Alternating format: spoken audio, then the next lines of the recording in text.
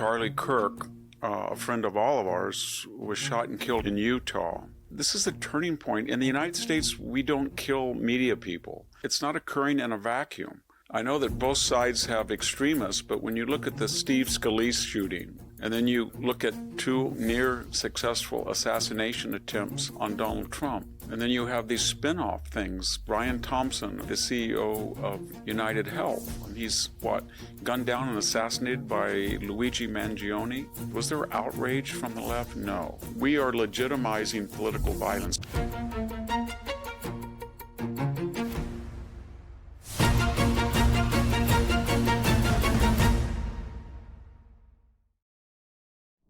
Hello, this is Victor Davis Hanson for the Daily Signal. Tragically, Charlie Kirk, a friend of all of ours, was shot and killed in Utah. This is one of the great losses to the American political and media scene, not just conservatism. I don't think that he will be replaced because I can't think of a figure, left or right, under the age of 35 who combines such talent. What I mean by that is he was an administrator that from scratch created an enormous nationwide organization, Turning Point USA. He was not a college graduate. He dropped out after a year. He came from a very different background without an elite education. And in some ways, that was a great advantage. He connected with people. He had a podcast. He was an extemporaneous speaker. He could ad-lib. He wrote columns. He was fearless. He registered voters. He might have been more responsible for winning key states than any other political activist in the 2024 election. I don't think anybody in our generation, I'm speaking my generation, could have done what he did. Nobody in his generation could have done what he did. So what's tragic is he's lost at such an early age. He had two small children, a wife. And this is a turning point. In the United States, we don't kill media people. They do it in Europe, they do it in Mexico, they do it in Latin America. They don't take out political activists. This is something new where somebody targets one of the most influential Americans and wants to eliminate them, and with them, that elimination, remove a force for good in which they would say bad. So it's very scary, and it's not occurring in a vacuum. I know that both sides have extremists, but when you look at the Steve Scalise shooting, where a former Bernie Sanders organizer helped in the campaign, deliberately tried to take out the Republican leadership in the House as a political act. And then you look at two near successful assassination attempts on Donald Trump. And then you have these spin-off things. Brian Thompson, a man of the middle class who worked up the chain of command to be the CEO of United Health, which offered health insurance that was needed by millions of people. And he's gunned down and assassinated by Luigi Mangione. What I'm getting at is the reaction as well. What was the reaction to Steve Scalise and the Republicans? Was there outrage from the left? No. What was the reaction to the near assassination attempts of Donald Trump? Yes, there were principled people on the left that deplored that, but a couple of polling companies took surveys, and a third of Democrats wished that these assassination attempts had been successful.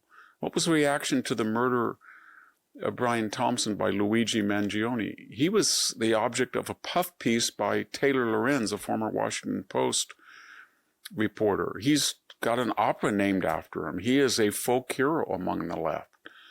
It reminds me of the Sarnoff brother, who was a mass murderer, the Boston bombings. Rolling Stone put a photogenic picture on him, on their cover.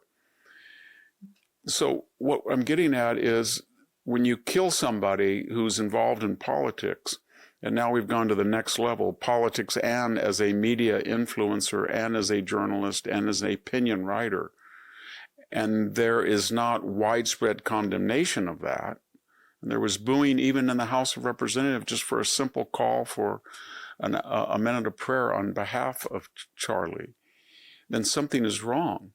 And what is that wrong? We are legitimizing political violence. If you call someone day after day after day, white, white, white, white, racist, racist, racist, fascist, fascist, fascist, Nazi, Nazi, Nazi. We hear that from Joy Reid. We see it on The View. We see it on MSNBC. Even just seconds after Charlie died, we had Matthew Dowd go on and basically said that he got what he deserved because he was an extremist, etc. And you live by the sword, die by the sword sort of argument he used. So what we're doing is we're legitimizing violence and we're contextualizing it. And when you use hyperbole and you call someone a fascist or a abject racist, what that sends a message to are people in the woodwork of America feel two things. They don't see people getting punished for violent crimes, and I can direct you to the violent killer, murderer, executioner of our Ukrainian immigrant on a light rail car in Charlotte, North Carolina. He was let out 14 times. The murder of a young, retired, in my view she's young, retired 57-year-old Auburn professor of veterinary medicine, killed. The person who killed her, ex-felon, out.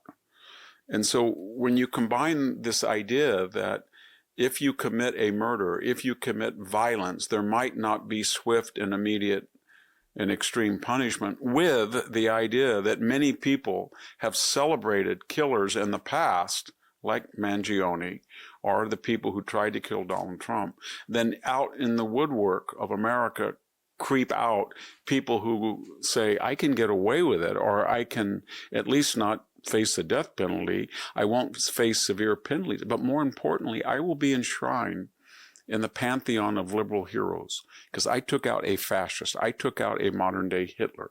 I took out a transphobe, all of that.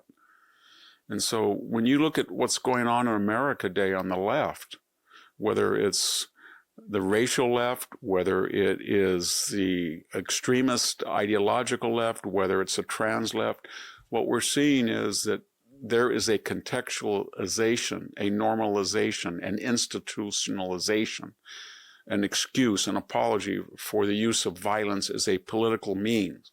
Doesn't mean that they are doing it themselves, but when they see it happen, they will find ways not to condemn it, and they will create an atmosphere of hatred in which some people will be encouraged by it. And mark my words, I haven't looked at social media as I'm speaking today, but within 48 hours, there will be people throughout the left-wing blogosphere who will be praising this horrific death of a great American and a great person, Charlie Kirk. Thank you very much. This is Victor Davis Hanson for the Daily Signal. Thank you for watching today's podcast. And for more news like that, subscribe to the Daily Signal. And maybe you can check out my own website at victorhanson.com for podcasts, lectures, ultra series behind a paywall, but more importantly, just daily columns that are accessible and free to everyone. Thank you very much.